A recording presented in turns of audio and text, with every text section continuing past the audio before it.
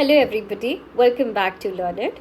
We're on lecture 2C where we're going to learn about the later Vedic period. The bracket for the same happens to be 1000 BC to 600 BC. Why this period is special? You'll see that we went from living in mud and stone houses to now establishing statehood. How did we take this leap? Because after 2C, we'll have the emergence of Mahajanapadas. So how did we go from living in small groups to establishing statehood? All of it will be explained by the transitional phase that happens to be the later Vedic period. Now to recreate the history of the later Vedic period, we've got 10 sources here. And all of these 10 sources, whether we talk about the Rig Veda or the Mahabharata, the Ramayana or the Atharved, all of these 10 sources were written in the same language, that is Cheshta Sanskrit. Cheshta is nothing but pure Sanskrit. Moving on to our sources, the first one happens to be Rig Veda. We've already discussed about the Rig Veda in lecture number 2B. A brief recap, Rig Veda has 1028 hymns. It was written by a priestly class called the Hotri priests. Now, we associate a day that happens to be 1500 BC. What else? Rig Veda has got 10 mandals. What are mandals? Mandals are books. The first mandal and the 10th mandal are the latest addition. We've done all of it. Just a brief recap. The 9th mandal was dedicated to Lord Som. Moving forward to Samved. Samved is nothing, but you'll have to understand that the prayers mentioned in the Rig Veda was set to tune. And then the product that we got was Samved. So Samved is a musical Ved which has collection of songs, prayers that are sung during sacrifices. And these collection of songs and prayers, where do we get it from? The Rig Veda. The Samved is compiled by a priestly class called the Udgatri priests, and Samved has got 1603 verses. Moving forward to Yajurved. Yajurved is a sacrificial Ved. That is, it has rules and regulations as to how is one supposed to perform sacrifices, what are the formulas going to go about for sacrifices. Now, when we talk about Yajurved, it is recited during sacrifices. Samved is sung during sacrifices. I hope you understand the difference between the two. When we talk about Yajurved, we have two very clear distinctions. The first one happens to be Krishna Yajurved, or we also call it the Black Yajurved. The second one happens to be Shukla Yajurved or the White Yajurved. Now, anything that has to do with blood or living ones, we classify it to be a part of Krishna Yajurved. Anything like non-living elements, you say Goduha, Vrihi, rice, barley, flowers, etc., they come to be a part of the Shukla Yajurved. Moving ahead to our last Ved, that is Atharved. Atharved happens to be very different from all the three Vedas. This was chanted to ward off evil spirits. When we say evil spirits, are we only confined to evil spirits? Absolutely not. We also take into consideration diseases, mishaps, so on and so forth. So it was chanted to ward off evil spirits. Atharved was compiled by a priestly class called the Brahman priests. Now Atharved has got magic, spells, and charms. But you'll have to understand that when we talk about magic, spells and charms, we're not referring about black magic. We're not talking about black magic or witchcraft here. We're just saying that Atharved has got magical spells and charms. Now see, this is done. Just a brief recap as to what did we learn here. Rig Veda was compiled in the early Vedic period. 1500 BC is what we associate to Rig Veda. Samved, Yajurved and Atharved were compiled in the later Vedic period.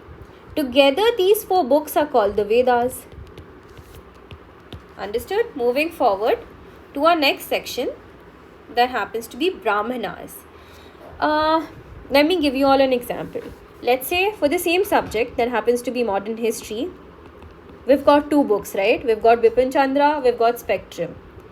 So for the same book, let's say there are two books. One is Rig Veda, and what is mentioned in the Rig Veda will be further explained. All the details, all the relevant details, everything will be further explained in the Brahmana. So the Brahmana for the Rig Veda happens to be Aitareya Brahmana. The Brahmana for the Samved, where we'll discuss in much detail as to, Jaiminiya Brahmana will tell you what all are the purposes of this yagna. Why are we doing this yagna? So Samved has all the sacrificial things that we sing during sacrifices. Let's say prayers, songs, etc., etc. It'll be mentioned here. But why are we doing this? Will be mentioned in the Jaiminiya Brahmana. Yajurved again will be further explained in the Taittiriya Brahmana. Atharved will be further explained in the Gopatha Brahmana. Now, one thing is for sure that Brahmanas are explanatory notes. No. So, Rig Veda, if it is written by the Hotri priests, so it will be the Hotri priests only who will make us understand what is written in the Rig Veda. So, let's say Rig Veda is written by the Hotri priests. So, the Brahmana of the Rig Veda will also be written by the same priests. The Brahmana of the Samved will also be written by the same priests who have compiled the Samved. It will be the Udgatri priests only who will tell us what's written in the Samved, and they'll explain it in the Jaiminiya Brahmana. Advaryu priests will explain us what is written in the Yajurved and why is it written there in the Taittiriya Brahmana. Brahmana priests will explain us why there are certain specifications there in the Atharved, and that'll be explained in the Gopatha Brahmana. So Brahmanas are nothing but these are explanatory notes that have all the details pertaining to every Ved. Moving on to Aranyakas. Aranya. This term means forest. So Aranyakas are nothing but literary resources, texts that are written by monks or priestly class that were dwelling in forest. अब वो क्यों, why were they dwelling in the forest, that we'll see in the society section. Aranyakas deals with the concept of karma. To some people it means actions, to some it means deeds, to some it is an illusion called Maya, for some it is a mere philosophy. Now Aranyakas, one major point here to note is that Aranyakas condemns animal sacrifices. It's a commonsensical point, right? The monks were dwelling in forests, so animals became a part of their lifestyle. That is why anything that has to do with animal sacrifice, they'll obviously condemn it. Moving forward to Upanishads. Now we've got 108 Upanishads. Now Upanishads are philosophical texts. So they'll talk about right belief, right knowledge, because they're philosophical texts at the end of the day. Now the term Upanish means to sit near someone and learn Vedas. This someone could be a teacher, could be a guru, could be a priest. Upanishads were written towards the end of the Vedic age. When I say end, I mean during somewhat around 600 BC. And that is why these were called Vedanta also. End of the Vedic age. Upanishads give us the crux of the Vedas. As to the main gist of all the Vedas, we'll get it in Upanishad. When we talk about Upanishads, we don't have to learn about 108 Upanishads. But they are certainly very important Upanishads. When I talk about Vasudeva Kutambakam, the world is one, we get the reference from Maha Upanishad. Mundaka Upanishad talks about Satyameva Jayate, truth alone triumphs. When I talk about another Upanishad, it happens to be Brihadaranyaka Upanishad. This Upanishad precisely talks about a very deep philosophy, transmigration of soul, or simply you can put it as rebirth. It is this specific Upanishad. Moving forward to Puranas. Let me zoom in. Puranas are nothing but these are mythological tales and stories. It also deals with political life of ancient India. Why do we say so? Because Purans have got list of all the Indian rulers. And you'll be surprised to know that they've also got the chronology. The important Purans have to be Siva Puran, Vishnu Puran, Garur Puran that has punishments at hell, Skand Puran, which is the lengthiest Puran of all times. Now moving on to our last two sources, the Ramayana and the Mahabharata. Both of these are epics. So basically what we do is we take certain references from the Ramayana, certain references from the Mahabharata, and we do create references in history. Ramayana was written by sage Valmiki, Mahabharata was written by Vedvyas. And all of these 10 resources, we've already learnt about it. These were written in Cheshta Sanskrit. Moving forward to the political structure. Now see, when we talk about polity, one thing is for sure. Tribal authority of the EVP was now transformed into Territorial authority.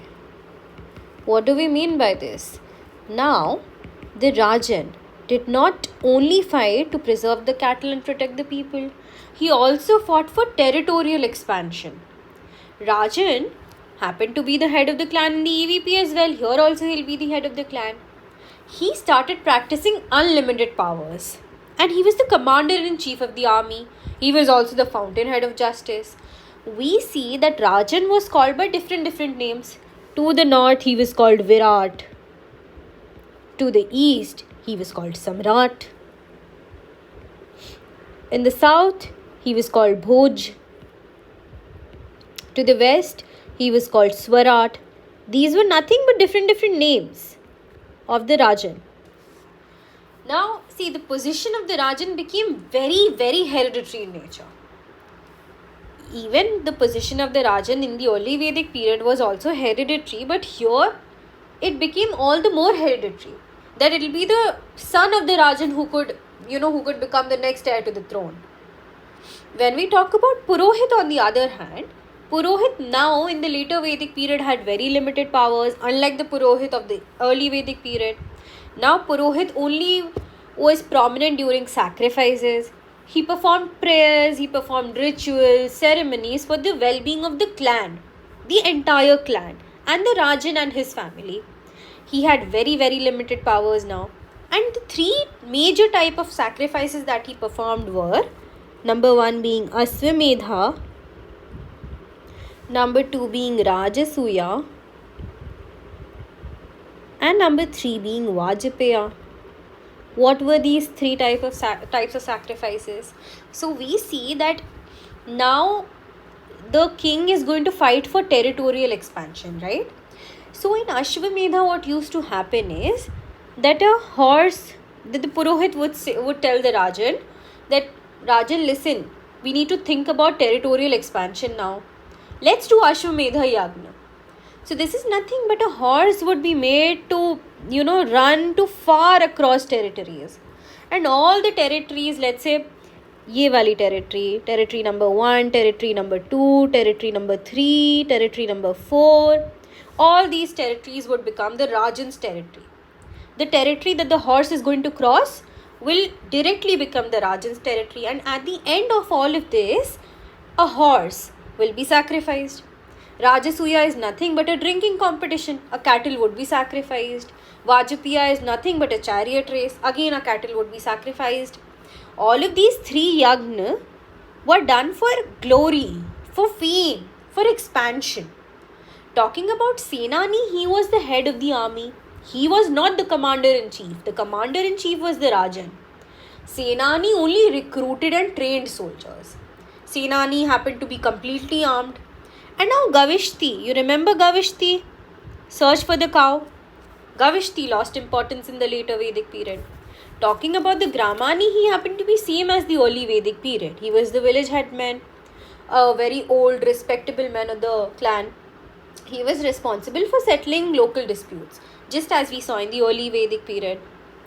Now talking about the assemblies here, Sabha was a general assembly. It was preceded by a group of elders. Samiti was a selection body for the Yuvarajan.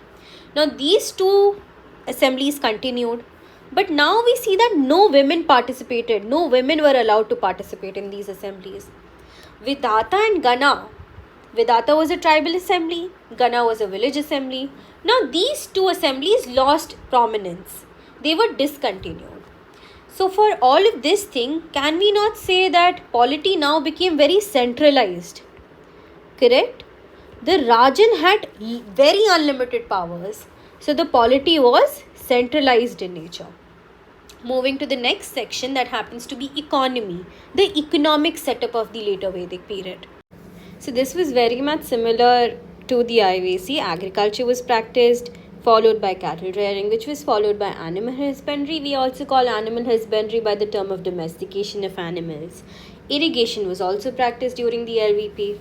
Now, agriculture was practiced using iron plowshare called hull. We've also excavated evidences of wooden plowshares. Now, when we talked about EVP, the early Vedic period, Yava, that is barley, was the chief crop. Now, during the later Vedic period, Vrihi, rice, and Goduha, that is wheat, became the chief crops. The LVP people also used to trade. They had internal and external trades. Internal trades throughout India. The Cheras, the Choras, and the Pandyas, they traded with these three kingdoms. When we talk about external trade, we can divide it into two sections, the Western world and the Eastern world. When we talk about the Western world, the LVP people traded with Persia, Syria, Egypt, Greco-Romans. So Greco-Romans were also called Yavanas. This was the term that is mentioned in the Vedas, and we refer to Greco-Romans as Yavanas. Now when we talk about the last agent, that happens to be Arab, so we also traded with the Arab world. Talking about the eastern part of the world, we traded with Ceylon. Ceylon is nothing but Sri Lanka. Malaya Peninsula, Sri Vijaya Kingdom. Now what is this Sri Vijaya Kingdom? Nothing but lower parts of Burma. So let me put it this way. Burma, lower parts, along with Thailand. Let's look into what were the items that we traded. So we exported food crops, cotton cloth, timber, salt, spices. What were the items that we imported? We imported gold, silver, dates, tin, figs, precious stones. Now mind it, this is not an exhaustive list. You can certainly add certain items, but these were the chief important things that we exported and imported that have been mentioned here. How was the system of trade? Barter system was practiced. You give me something, I'll give you something. There was no money economy. Now when we talk about money economy, a term is certainly seen here. Nishka or Niksha. Both are correct. This was a mode of exchange. Now what was this? The king issued gold coins to his people. So let's say I go to the king, I go to the Rajan. Rajan likes my deeds. He gives me certain gold coins. Now these gold coins will act as coupons. This is not money. These are coupons. Maybe I can buy Vrihi, I can buy Yava, I can buy Goduha via the use of these things. These are coupons, not money. Remember. When we talk about tax, remember in the early Vedic period, Bali was voluntary. It was on to the people whether to give Bali to the Rajan or not. Now the same Bali has become compulsory. It's mandatory for the people to pay Bali. Tax evasion was a crime in the LVP. What is Bali? 1/6 of the produce. Whatever you are producing, 1/6 has to be given to the Rajan. Now moving on to the next section. Okay, we'll learn about occupation. We'll come back to this section after we've learnt the Varna system. So we'll have to understand the Varna system, and then only you'll be able to understand what have I written here. But for now, let us conclude the economy. The LVP people were self-sufficient. Obviously, they were self-sufficient. Then only they were trading the excess. They had to have excess to trade. They had a flourishing trade as well. We saw they were trading with the eastern part of the world, the western part of the world. They were trading throughout India. So we can conclude that they were self-sufficient and they had a flourishing trade. Moving on to society. See, this is rather a very interesting part. Society of the later Vedic period is a very interesting part because you will see various emergence of different nomenclature here. There will be Varna system, there will be different kinds of marriages that are giving birth, that are giving emergence to, let's say, Jati, Gotra. So you will hear you'll hear sets of different nomenclatures here. Let's get started. The society of the LVP period was patriarchal in nature. It was male dominated. You remember when we talked about EVP, we talked about an entity called Kulapa. Kulapa was the grandfather. He was the head of the family. But now in the later Vedic period, we'll see that father has become the head of the family called Grihast. Joint family system prevailed. We're talking about a period from 1000 to 600 BC. No, we're talking about later Vedic period. So Vedic period has also climaxed. Vedic period is also reaching its climax. And this Aryanization would promote social differentiation. The society will now be divided into 4 classes or categories and these categories or divisions will only be tagged as Varna system. So we had 4 divisions in the society. First one happened to be Brahmins. They were the priestly class. They could not be enslaved. They did not have to pay tax. Remember Bali? Brahmins did not pay Bali. Kshatriyas, they were the warrior class. They were Rajans. Vaishyas, they were traders, agriculturalists, merchants by occupation. Shudras were artisans, washermen, fishermen, barber, charioteers by occupation. Now remember, initially all these divisions were occupation based.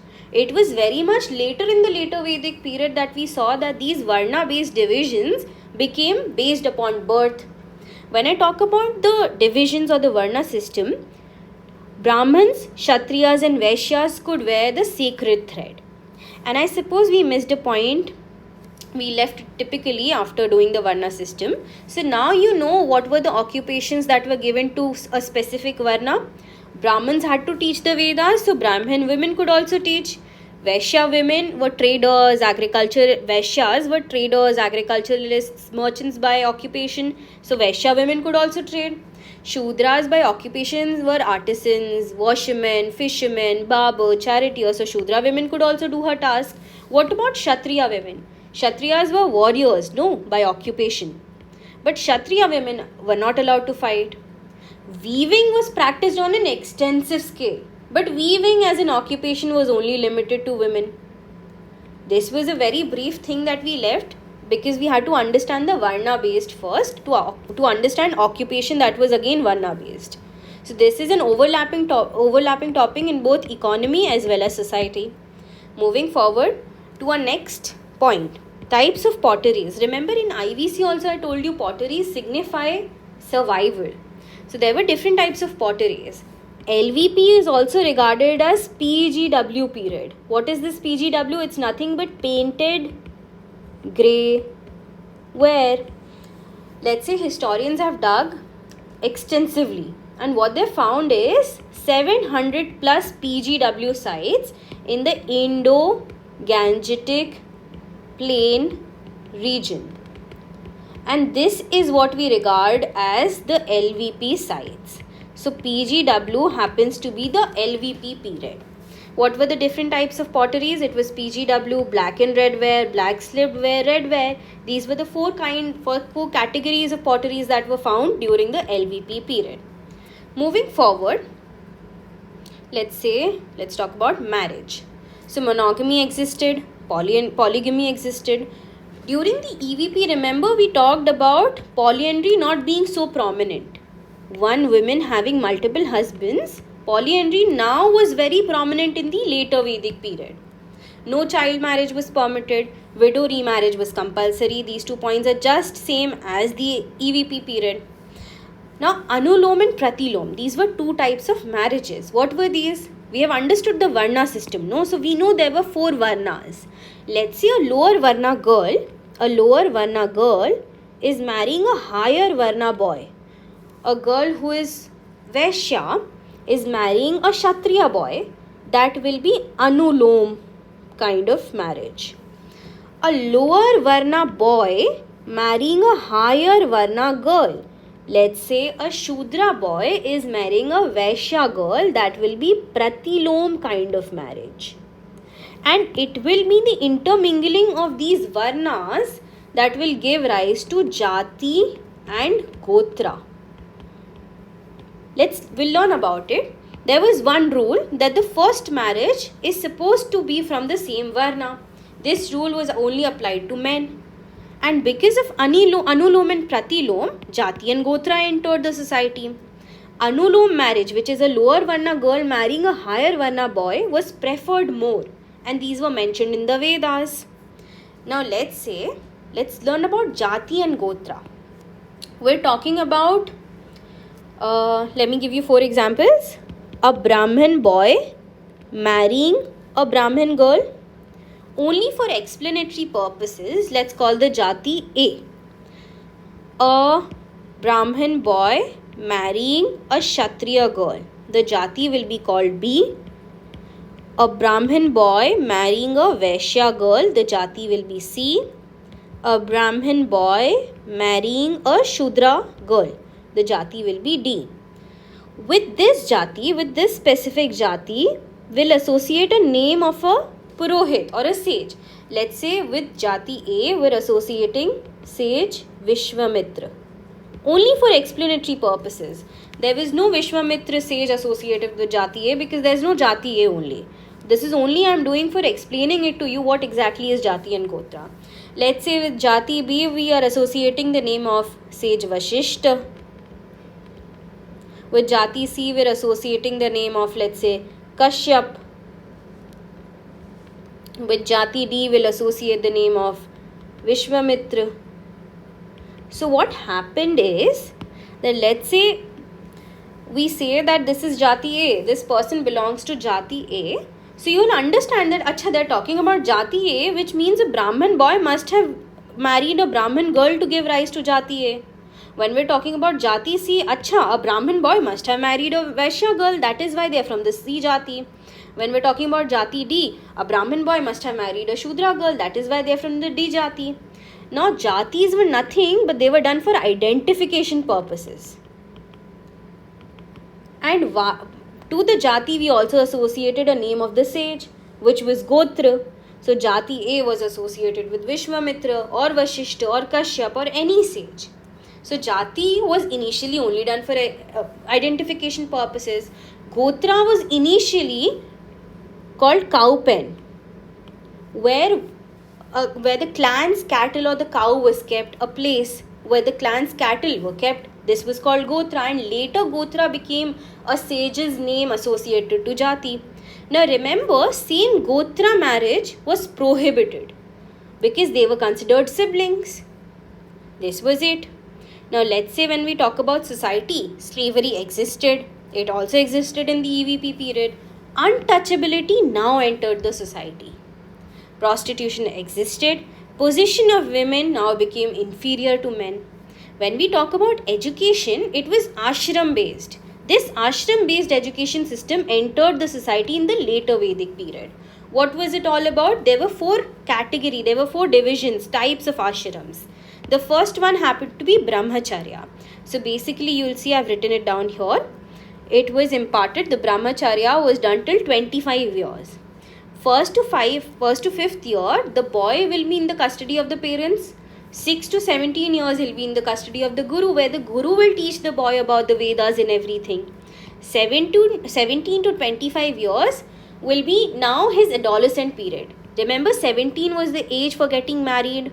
So now he'll get married and be turned into a householder, and then will enter the next stage, that happens to be the stage of Grihastha, which is 25 to 50 years. Now what happens during the Grihastha phase is that at the age of 25, he has become a householder now. He has a family. He's also the head of the family. And at 50 years, he'll leave for the forest. You remember we learnt about Aranyakas. There were monks who were dwelling in the forests. So it'll be the Vanaprasth phase where they've written the Aranyakas. The monks have written the Aranyakas in the Vanaprasth phase. So 50 to 75 years will be associated to the Vanaprasth period. The boy will now dwell into forests. He'll roam the forest. Now comes the fourth and final stage, that is sannyas. It is after 75 years. So 75 years and beyond, now man will practice tapas and he'll try to attain moksha. There were certain rules also. These 4 stages were compulsory for Brahmins. This was mandatory for Brahmins. Let me write it down here. Compulsory for Brahmins. Number 2 being for Kshatriyas specifically. For Kshatriyas specifically, it was permitted till Grihastha, the second phase. So Kshatriyas could only be imparted education till the second phase. Let me write it down here. Grihastha phase only. And for women, the 4 stages that we learnt abhi, it was not allowed for women. No for Shudras, no for Vaishyas, no for women. When we talk about royal women, how were they imparted education? They were imparted education at their own houses. Rich women were also offered private tuitions. Now, to conclude, we can say that the society was partly egalitarian. We see social differentiation as well, which has become very prominent now. We see that the position of women has also become inferior to men. We see that there were only a certain section of the society that were imparted education. So that is why we conclude that the society was partly egalitarian in nature. It was not completely egalitarian. We see divisions. We see that there are differentiations. That is why we see that society was partly egalitarian in nature. Moving forward. So see, now when we talk about religion, the Rig Vedic gods lost their importance. There were two chief early Vedic period gods, Lord Indra and Lord Agni. So now they lost their due importance during the later Vedic period. They were new gods and goddesses. So much so that there were certain social orders also that had a god associated to them. We see that Pushan, the god of Shudras, was also considered to be the god of cattle, now entered. Rudra, Lord Rudra, who was also called destroyer of evil, Lord Vishnu, called the protector, Lord Brahma, called the creator, they now became the chief gods of the later Vedic period people. When we talk about Krishna, Lord Krishna, he was also considered to be the preserver. Sabianism and animism continued. This was also prominent during the early Vedic period. Now also it continued. There was no image worship as such. Linga worship continued, and we've already talked about Lord Pushan. So what can we talk about the religion? That it was secular in nature, just like the early Vedic period. Now there were different concepts. So Aryans believed in 7 things. Namely, hell, heaven, rebirth, karma, dharma, rita, and moksha. So hell, heaven, rebirth, karma, we've already discussed that it was also called Maya, it was an illusion. Now dharma means duty. It means righteousness, duty to one's own self and to others. You have to behave a certain way, in a right way. And Vedas mention that an individual is always duty bound. These were general concepts that the Rig Vedic people, the later Vedic people believed in. What about Rita? It's a rule book. It has universal laws. When we talk about moksha, it means mind when it is in a state of rest, when it is in a state of bliss. Moksha does not mean death. And when one moksha is attained, there would be no rebirth.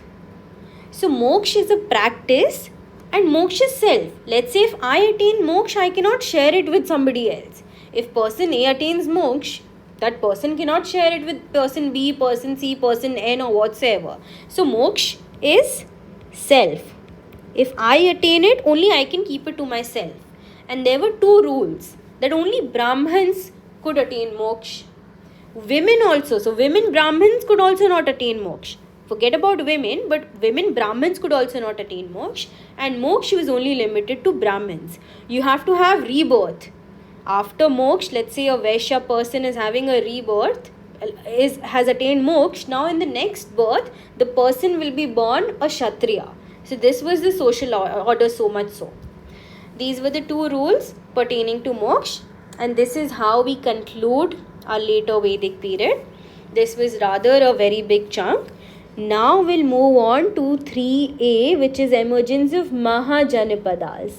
You remember I told you that LVP happens to be a bridge between the early Vedic period, us living in mud and stone huts, to now us establishing statehood, Mahajanapadas. Then after Mahajanapadas, we'll see Buddhism and Jainism. Very interesting topics. So much so that examiners also focus on this topic a lot. So we'll deal with these 2 topics in much detail. That is it from my side. Thank you and have a wonderful day.